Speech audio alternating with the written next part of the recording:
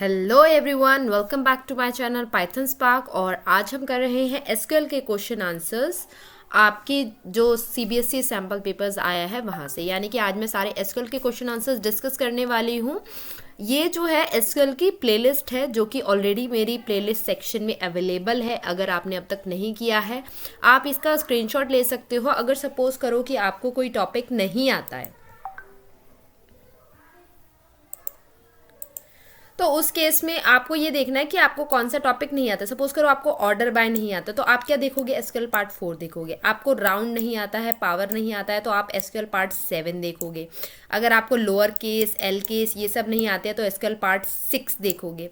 तो अकॉर्डिंगली और हर पार्ट के स्टार्टिंग में मैंने डिस्कस किया हुआ है कि वो सिलेबस कौन कौन सी क्लासेस को कवर कर रहा है। क्लास 11th के क्या सिलेबस कवर कर रहा है, क्लास 12th आईपी का क्या सिलेबस कवर कर रहा है, क्लास 12th सीएस का क्या सिलेबस कर रहा है। यानी कि हर वीडियो के स्टार्टिंग में सिलेबस ऑलरेडी डिस्कस्ड है। तो सिलेबस आपको स्टार्टिंग में ही पता चल जाएगा कि वीडियो में जो सिलेबस गिवन है वो आपके लिए रेलेवेंट है या नहीं है। अगर नहीं है तो you can completely skip that, ठीक है। बट अगर आपका वो क्लास 12 सपोज करो आप आईपी के बच्चे हो और आप वो जो वीडियो है वो आईपी स्टूडेंट्स के लिए है क्लास 12, तो वो आपको ज़रूर देखना चाहिए, ठीक है। And after video watching the video you have to practise the that, ठीक है। यानी कि आपको प्रैक्टिस भी करना है, प्रैक्टिस भी उतनी ही ज़रूरी। Okay, so here is my question 1. Write the output of the following SQL command. Select round. तो ये देखो राउंड फंक्शन जो अभी हम बात ही कर रहे थे, तो ये राउंड ऑफ। तो राउंड ऑफ कैसे करते हैं? अगर सपोज करो आपका 49.88 है, अगर आपको राउंड ऑफ करना आता है तो हमें ये देखते हैं कि 5 से बड़ी वैल्यूज़ कौन कौन सी है, ठीक है। यानी कि 5 से बड़ी वैल्यू है या छोटी वैल्यू है। तो हमें मुझे दिख रहा है 8 मेरी वैल्यू है, तो यानी कि ये 5 से बड़ी है। तो मैं इसको कट करके यहाँ पे क्या करूँगी, एक वैल्यू इंक्रीज कर दूंगी। तो ये क्या हो गया 9। अब मुझे और इसको मतलब क्या करना है, राउंड ऑफ करना है।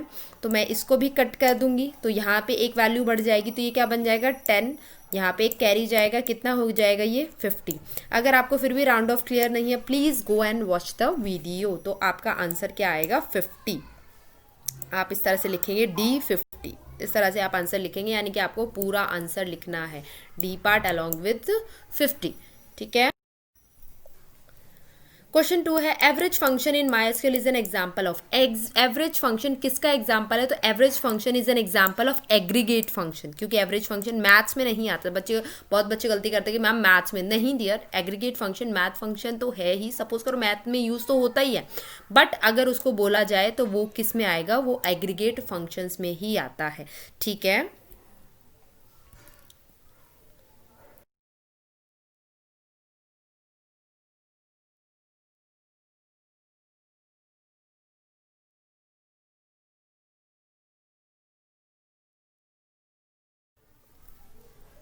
Next is the dash command can be use to make changes in the rows of the table, ठीक है। देखो रोज के लिए अपडेट, अपडेट के साथ सेट हम यूज करते हैं, अपडेट कमांड, ठीक है।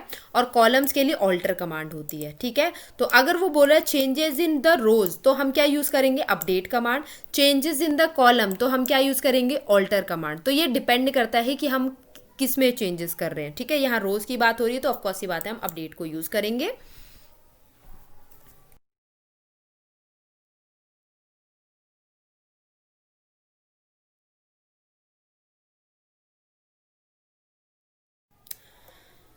Write the SQL command that will display the current time and date. अभी का टाइम एंड डेट, तो उसके लिए सेलेक्ट नाउ और ब्रैकेट्स, ठीक है। ये आपका फंक्शन को इंडिकेट कर रहे हैं। तो आप सेलेक्ट नाउ करोगे तो ये क्या रिटर्न करेगा, करेंट टाइम एंड डेट। जो भी आपका सिस्टम का करेंट टाइम एंड डेट होगा वो रिटर्न करेगा, ठीक है। अब आप बोलोगे कि मैम आप डिस्कस तो कर रहे हो, आप क्वेश्चन आंसर्स तो करा रहे हो, बट एक्सप्लेनेशन, डियर एक्सप्लेनेशन मैं ऑलरेडी कर चुकी हूँ।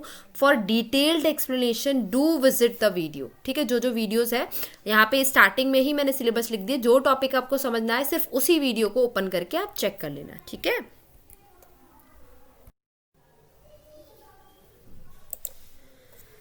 State two differences between single row function and multiple row function. First is single row function, work done on one row, यानी कि जब सिंगल रो फंक्शंस पे आप काम कर रहे होते तो एक रो पे काम हो रहा था, जबकि मल्टीपल रो फंक्शंस पे ग्रुप ऑफ रोज पे काम हो रहा होता है, ठीक है। Single row function return one output पर रो, यानी कि सिंगल रो फंक्शन के आउटपुट कैसे होते हैं, एक आउटपुट पर रो होता है, whereas multiple row function return only one output for a specific group.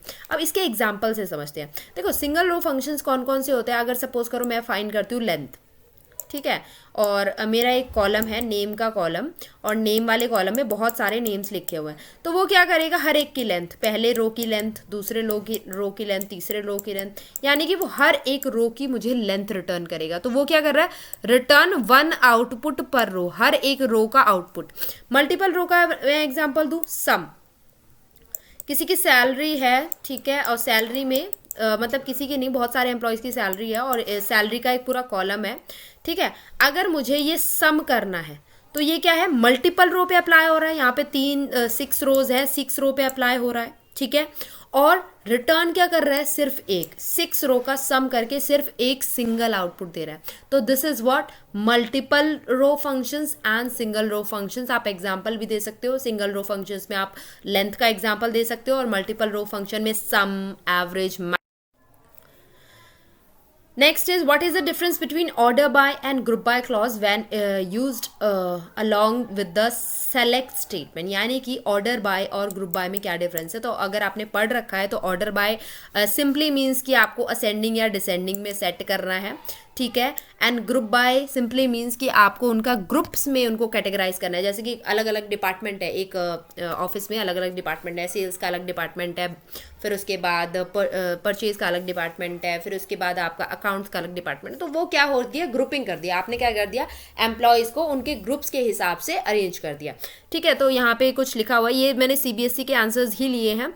The order by clause is use to show the contents of a table relation in a sorted manner, यानी कि order by क्या करता है, shorted manner में देता है, ascending order, descending order, with respect to the column mentioned after the order by clause.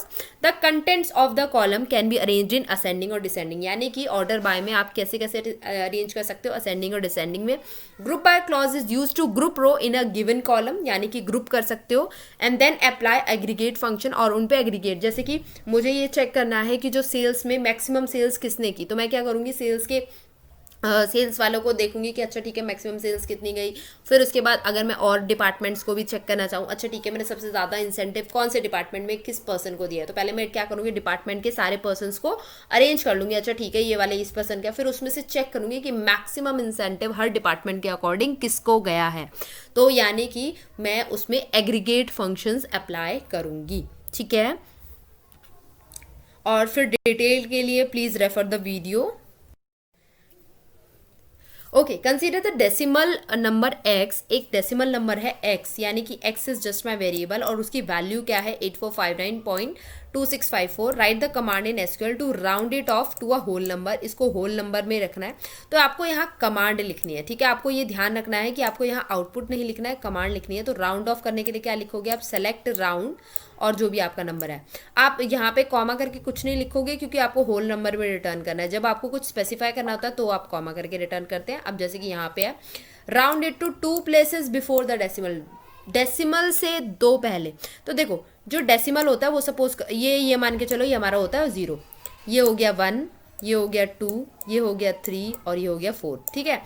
और जब डेसिमल से इधर आ जाते हैं तो ये हो गया -1, तो वो बोला 2 प्लेसेस बिफोर डेसिमल, तो 2 प्लेसेस बिफोर डेसिमल कौन सा हुआ, ये, तो इसीलिए सबसे पहले तो हम पूरे नंबर को लिखेंगे और कॉमा जितने प्लेस बिफोर, तो कितना 2 प्लेस बिफोर, तो इसीलिए -2।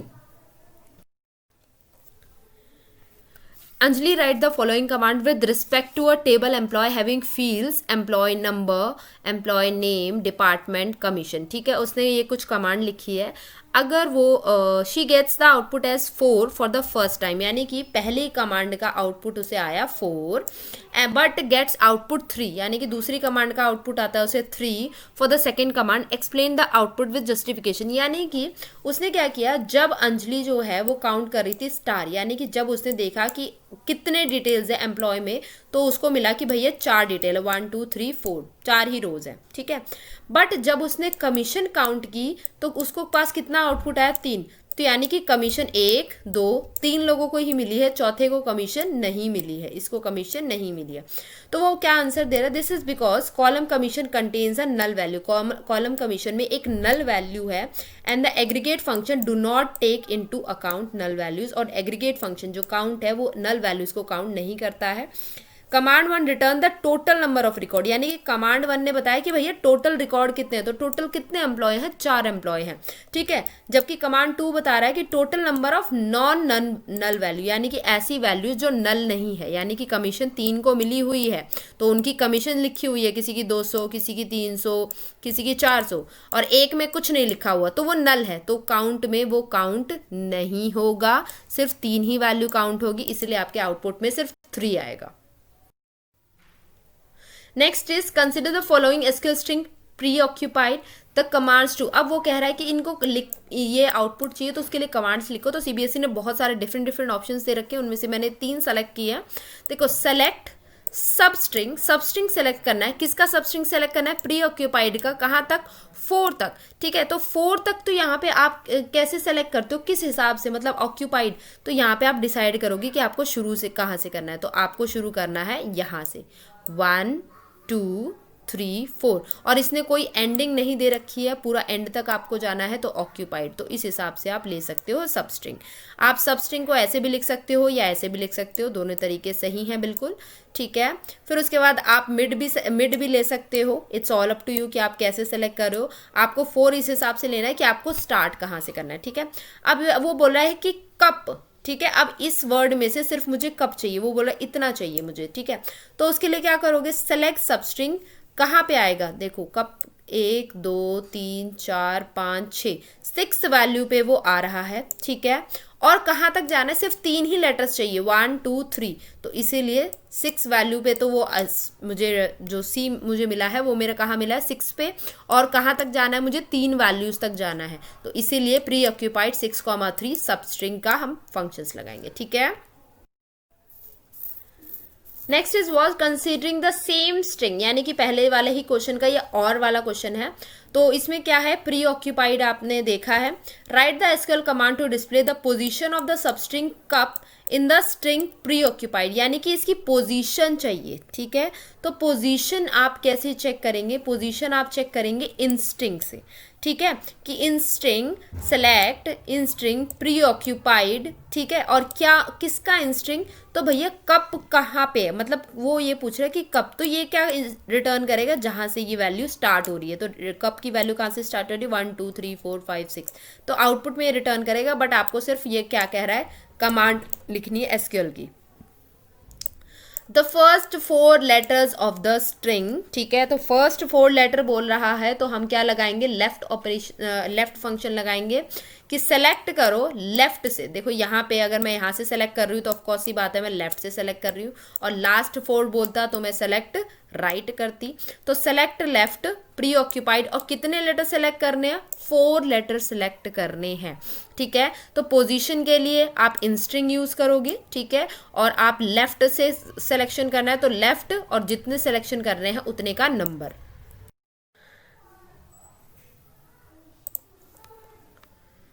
सो नेक्स्ट देख लेते हैं, write SQL command to display the average price of each type of vehicle, यानी कि एवरेज टाइप आपको चाहिए ईच टाइप ऑफ व्हीकल का जिसकी क्वांटिटी ज़्यादा है 20 से, ठीक है। तो सबसे पहले तो डिस्प्ले एवरेज प्राइस, तो हम ले लेते हैं average price, select average price, ठीक है। ईच टाइप, तो हम टाइप भी ले लेते हैं ताकि हम टाइप के अकॉर्डिंग एवरेज प्राइस को शो कर सके। कहाँ से लेना है, उसने बता दिया है कि व्हीकल्स जो है टेबल का नाम है, तो इट शुड बी व्हीकल्स, ठीक है। मैंने एज इट इज़ सीबीएसई से कॉपी किया है, तो कुछ एरर्स हैं, ठीक है, क्योंकि आप फिर कंफ्यूज हो जाओगे कि ये व्हीकल राइट है या ये व्हीकल्स, क्योंकि टेबल का नाम होना चाहिए exactly same, right. Group by, उसने बोला ईच टाइप, हर एक टाइप का, तो हम क्या करेंगे, देखो अगर यहाँ पे हम टाइप देखें तो वैगन है एक टाइप, जीप है, एसयूवी है, मिनी वैन है, ठीक है। तो अलग अलग हो गए, मिनी वैन वाले एक तरफ, एसयूवी वाले एक तरफ, जीप वाले एक तरफ, और वैगन, तो हर एक टाइप का of vehicle having quantity more than 20, यानी कि सबकी जैसे एसयूवी वाले क्या करेंगे, अपना एवरेज निकालेंगे, ठीक है। मिनी वैन वाले क्या करेंगे, अपना अपना एवरेज निकालेंगे, वैगन वाले अपना, और ये, ठीक है। और type, group by type, group करोगे आप, और क्वांटिटी बताओगे कि भैया जिसकी क्वांटिटी क्या होगी 20 से ज़्यादा होगी, ठीक है। और ग्रुप बाय हैविंग के लिए please see the detailed video. फिर उसके बाद count the type of vehicle manufactured by each company, यानी कि हर एक कंपनी से। तो ईच वर्ड जब आ जाता है ना तो समझ लो कि ग्रुपिंग की बात हो रही है। ईच कंपनी, ईच टाइप, तो यहाँ पे ग्रुपिंग की बात हो रही है, ठीक है। तो आप क्या करोगे, सेलेक्ट कंपनी, काउंट, उसने काउंट बोला है तो काउंट लगाएंगे, ठीक है। और डिस्टिंक्ट टाइप यानी कि डिफरेंट डिफरेंट टाइप्स, ठीक है। और उसके बाद क्या करेंगे, उनका ग्रुप बाय करेंगे कंपनी के अकॉर्डिंग। अब यहाँ पे डिस्टिंक्ट की ज़रूरत क्यों पड़ी, ठीक है। यहाँ पे डिस्टिंक्ट की ज़रूरत क्यों पड़ी, क्योंकि उसने बोला है ईच कंपनी, हर एक कंपनी। तो हम ये चाहते कि भैया वैगन जब एक बार आ जाए, जीप जब एक बार आ जाए तो वो एक ही बार आए, बट एसयूवी क्या हो गया, 2 बार है, तो मेरी वो भी काउंट हो जाएगी। बट इतने टाइप्स तो है नहीं, एक्चुअल में कितने टाइप है, 1, 2, 3 और 4, 2 तो रिपीटेड है, तो एक्चुअल में टाइप 4 है। बट अगर मैं सबको काउंट कर लूँगी, अगर मैं सिर्फ लिखूँगी काउंट टाइप, तो वो सबको काउंट कर लेगा, तो वो क्या रिटर्न करेगा, 6, जो कि ऐसा नहीं है, ठीक है, जो कि ऐसा नहीं है। तो इसीलिए हम क्या सेलेक्ट करते हैं, डिस्टिंक्ट सेलेक्ट करते हैं, जिसमें कि सिर्फ वो क्या है, यूनिक वैल्यूज़ को सेलेक्ट करेगा, रिपीटेड वैल्यूज़ को सेलेक्ट नहीं करेगा, ठीक है। फिर उसके बाद है display the total price of all types of vehicle. Total price क्या है, तो सेलेक्ट टाइप, आपने टाइप सेलेक्ट किया है, ठीक है। सम कैसे होगा, प्राइस इंटू क्वांटिटी, यानी कि वो टोटल प्राइस पूछ रहा है तो प्राइस इंटू क्वांटिटी। जैसे कि इस व्हीकल का क्या, वैगन का क्या प्राइस है, तो प्राइस इंटू क्वांटिटी। महिंद्रा का क्या है, तो प्राइस इंटू क्वांटिटी, ठीक है।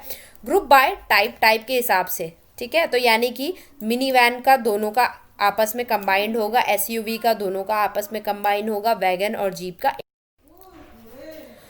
Next is SQL function which will perform the following operation to display the name of the month of the current date, यानी कि करेंट डेट का मंथ, जो भी आज जैसे डेट है तो उसका नेम ऑफ द मंथ। तो मैंने पूछा मंथ नेम, ठीक है, इसके आगे सेलेक्ट स्टेटमेंट भी लगाते हैं but it's optional. Month name, date, जो भी हमारी डेट है, और नाउ अभी की जो डेट है उसका क्या हो, मंथ नेम। तो अभी का मंथ नेम क्या होगा डियर हमारा, दिसंबर। फिर उसके बाद to remove spaces from the beginning and ending of the string, यानी कि अगर सपोज करो इसके बिगिनिंग में स्पेस है और इसके एंडिंग में स्पेस है, इसको हमें रिमूव करना है तो ट्रिम यूज़ करते हैं। अगर राइट से रिमूव करना होता है तो आर ट्रिम, अगर लेफ्ट से रिमूव करना होता है तो एल ट्रिम, और अगर हमें दोनों साइड से रिमूव करना है तो ट्रिम। फिर उसके बाद to display the name of the day, example Friday, Sunday, from your date of birth, DOB, यानी कि आपको क्या करना है, नेम ऑफ द डे, यानी कि name of the day select करना है तो डे नेम, ठीक है, जो भी हमारी डेट है, और आप यहाँ पे अपनी डेट ऑफ बर्थ लिख सकते हैं, ठीक है, तो वो डे नेम सेलेक्ट कर लेगा। To display the starting position of your first name, first name की जो आपकी स्टार्टिंग पोजीशन है अपने पूरे नाम से, तो आप क्या सेलेक्ट करोगे, इन स्ट्रिंग, यानी कि इन स्ट्रिंग आपको चाहिए कहाँ से, नेम कॉलम से, और उसमें से नेम कॉलम में से क्या चाहिए आपको, फर्स्ट नेम, एफ नेम चाहिए, ठीक है। To compute the remainder of the division between 2 numbers, यानी कि 2 नंबर्स में से रिमाइंडर चाहिए, तो आप क्या करोगे, मोड फंक्शन का यूज़ करोगे और दोनों आप नंबर लिखोगे, तो आपको वो क्या रिटर्न करेगा, रिमाइंडर रिटर्न करेगा। Consider table salesman with the following data, एक टेबल है सेल्समैन की जिसमें कि ये ऐसा कुछ डेटा है, आपका टेबल यहाँ पे बनी हुई है, ठीक है।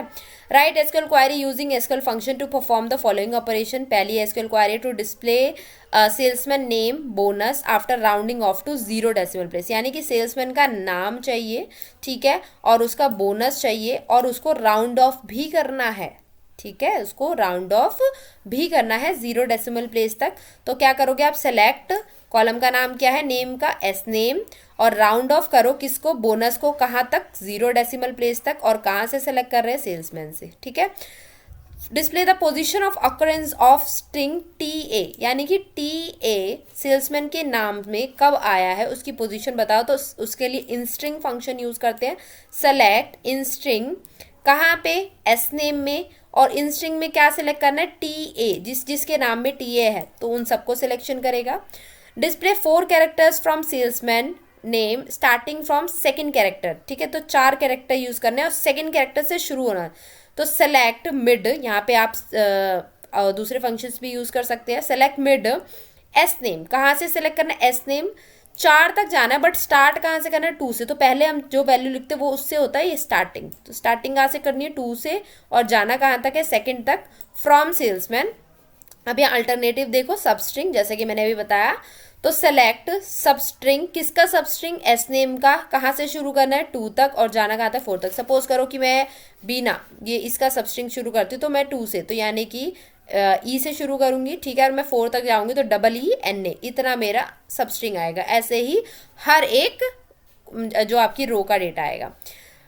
Display the month name of the date of join of salesman, यानी कि जो भी आपके सेल्समैन ने ज्वाइन किया उनका मंथ नेम। तो सेलेक्ट मंथ नेम और कॉलम का नाम जो कि डेट ऑफ ज्वाइन है, फ्रॉम टेबल का नाम salesman. Display the name of the week day for the date of join of the salesman, यानी कि जो भी जिस दिन उन्होंने ज्वाइन किया था उसका वीक का नाम, ठीक है, यानी कि जो भी आपका वीक डे का नेम हो गया। तो select day name from date of join, जो भी आपके कॉलम का नाम है, from salesman. Next is we have a table, ठीक है, ये आपका शायद केस स्टडी बेस्ड क्वेश्चन है, ठीक है। वी हैव अ टेबल और इसमें आंसर करने हैं क्वेश्चंस। आई थिंक 5 क्वेश्चंस है, बट आपको 4 ही आंसर करने हैं, बट हम पूरे के पूरे 5 discuss.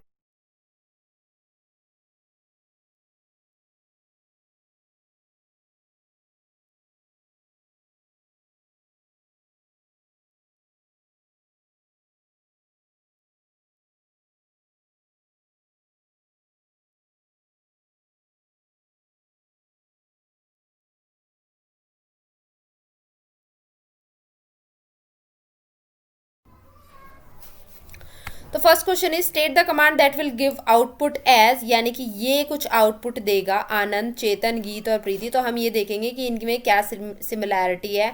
Anand is male, living in Agra, और मार्क्स है 430, ठीक है। और हम यहाँ पे भी देख लेते हैं वेयर क्लास, कंडीशन दे रखी है क्लास 11th और 12th। तो आनंद की क्लास है 11th, गीत की क्लास है 11th, ठीक है, और हमारे चेतन की क्लास है 12th, ठीक है, और हमारी प्रीति की क्लास क्या है, 12th, ठीक है। तो ये 4 हैं, आनंद, चेतन, गीत और प्रीति, इनकी क्लास 11th और 12th है, ठीक है। और एक और कंडीशन है where city is equal to Agra और city is equal to Mumbai. तो ये कंडीशन भी यहाँ सेटिस्फाई हो रही है, आगरा या मुंबई है इन चारों की सिटी, ठीक है। तो अब वो पूछ रहा है कि आप इनमें से करेक्ट ऑप्शन बताओ। तो अगर मैं बोलूँ तो मेरा जो ये वाला क्वेश्चन है, select name from student where class is 11th and class is 12th। तो एंड जो है वही गलत हो गया, क्योंकि यहाँ पे मैं ऑप्शन दे रही हूँ, दोनों क्लास थोड़ी ना हो सकती है, आनंद की क्लास 11th भी हो जाए 12th भी हो जाए, नहीं, यहाँ पे क्या होना चाहिए था, और होना चाहिए था, इसलिए गलत है। Select name from student where not class, तो नॉट, तो ये तो बिल्कुल ही गलत है, क्योंकि क्लास तो 11th और 12th है, तो नॉट तो आएगा ही नहीं। Select name from student where city Agra, यानी कि सिटी आगरा हो और सिटी मुंबई। तो येस, सिटी या तो आगरा हो या मुंबई हो, तो it is very much correct. फिर select name from student where city in Agra and Mumbai, ठीक है, सिटी इन या तो आगरा हो या मुंबई हो, इन दोनों में से कोई एक हो, तो ये भी बिल्कुल ठीक है। तो अगर आप इसमें से सिलेक्शन करोगे तो बी को सेलेक्ट करोगे, और इसने आउटपुट को भी साथ में लिखा हुआ है, मतलब इनको पूरा टेक्स्ट के साथ कॉपी किया है। तो अगर आप सपोज करो सिर्फ ओनली थर्ड सेलेक्ट करते हैं, यहाँ पे एक ओनली थर्ड का भी ऑप्शन है, तो आपको आधे नंबर मिलेंगे। अगर आप दोनों को सेलेक्ट करते हो तो आपको 1 नंबर मिलेंगे, ठीक है। तो आपको ये चीज़ चेक करनी है, कंडीशंस देख लेना और उसके अकॉर्डिंग अपनी टेबल में चेक करना। Next is what will with the output of the following command, select star from student where gender is female, order by marks। तो स्टार का मतलब है सारे कॉलम, तो यहाँ तो सिर्फ 2 कॉलम है, तो सी और डी तो हो ही नहीं सकता, ठीक है, सी और डी तो हो ही नहीं सकता क्योंकि 2 कॉलम्स है, ठीक है। फिर उसके बाद अगर मैं देखूँ तो सारे कंप्लीट कॉलम सिर्फ बी सेक्शन में है, और जेंडर फीमेल भी है सबका, ठीक है। और ऑर्डर बाय मार्क्स अगर मैं देखूँ तो यहाँ पे ऑर्डर बाय, मैं ऐसा नहीं है कि मैंने एक बार सेलेक्ट कर लिया तो मैं इसको क्रॉस चेक नहीं करूँगी, मैं अपने सिलेक्शन के बाद क्रॉस चेक ज़रूर करूँगी। तो देखो यहाँ पे सारे जो हैं ऑर्डर्ड बाय हैं, ठीक है, और बाय डिफ़ॉल्ट जो ऑर्डर बाय होता है वो असेंडिंग में सेट करता है, ठीक है। तो इसने क्या किया, असेंडिंग में सेट किया है, तो बी ऑप्शन है, और इसके साथ साथ ये पिक्चर भी अटैच की हुई है, ठीक है, यही सेम पिक्चर, मतलब यही जो टेबल है। यहाँ पे क्या है कि इन सब में क्या है, कुछ कुछ कॉलम्स मिसिंग है, यहाँ तो सिर्फ 2 ही कॉलम सेलेक्ट किए गए हैं। यहाँ पे एक I think which column is missing, roll number, name, class, TOB, gender, city, marks, यानी कि यहाँ पे सारे कॉलम्स है, बट जो मार्क्स है वो कैसे सेट है, डिसेंडिंग में सेट है। और डिसेंडिंग में सेट है तो इसका मतलब ये है कि ये ऑर्डर बाय गलत सेट है। ऑर्डर बाय कैसा होना चाहिए था, बाय डिफॉल्ट असेंडिंग में होना चाहिए था, बट यहाँ पे कैसा है, डिसेंडिंग में। तो इसीलिए हमारा जो डेटा है वो कैसा आएगा, असेंडिंग में, इसलिए answer is B. Prachi has given the following command to obtain highest marks. ठीक है, उसने बोला है कि ऑब्टेन, तो हाईएस्ट मार्क्स के लिए सही है, मैक्सिमम मार्क्स की कमांड यूज की है स्टूडेंट से और ग्रुप किया है क्लास के according, but she is not getting the desired result, help her by writing the correct command, यानी कि उसको करेक्ट कमांड नहीं मिल रही है। ठीक है, तो कैसे मिलेगी उसको करेक्ट कमांड, तो उसको क्या क्या चाहिए, तो क्लास और मैक्सिमम मार्क्स चाहिए, और ग्रुप बाय किसके अकॉर्डिंग ग्रुप करेगी वो,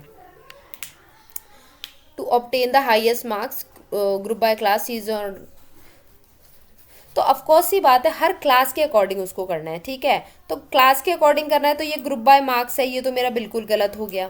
ठीक है, group by class from student, from last में तो आएगा ही नहीं, तो ये क्वेश्चन भी गलत हो गया।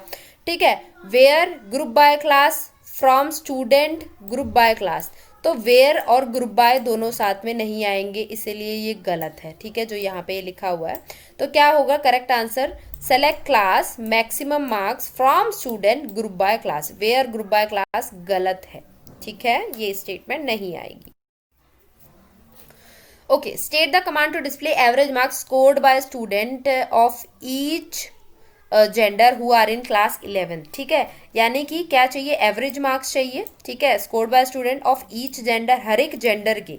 ठीक है, यानी कि मेल और फीमेल के क्या चाहिए, एवरेज मार्क्स चाहिए, who are in class 11th, और क्लास क्या होनी चाहिए, 11th क्लास होनी चाहिए। तो मेल के सपोज करो अलग आ जाएंगे और फीमेल के अलग आएंगे, तो मुझे क्या करना पड़ेगा, ग्रुप करना पड़ेगा, मेल वालों को मैं अलग करूंगी और फीमेल वालों को अलग करूंगी। ठीक है, और मुझे डेटा क्या क्या चाहिए, सेलेक्ट जेंडर और एवरेज मार्क्स फ्रॉम स्टूडेंट, जो कि टेबल का नाम है, ग्रुप करना है जेंडर के हिसाब से, और क्लास करूंगी मैं 11th, तो वही है group by gender having class 11th या group by gender where class 11th, तो इन दोनों में आप कोई भी लिख सकते हो। नेक्स्ट देख लेते हैं, help Ritesh to write a command to display the name of the youngest student. तो यंगेस्ट स्टूडेंट का मतलब है कि डेट ऑफ बर्थ कैसी होनी चाहिए, सबसे ज़्यादा होनी चाहिए, मैक्सिमम होनी चाहिए। जैसे कि अगर एक की डेट ऑफ बर्थ है 94 की, ठीक है, और एक की डेट ऑफ बर्थ है 96 की, तो यंगेस्ट कौन सा होगा, जिसने बाद में बर्थ लिया है, तो ये क्या होगा, मैक्सिमम होना चाहिए, तो maximum date of birth from student. ठीक है,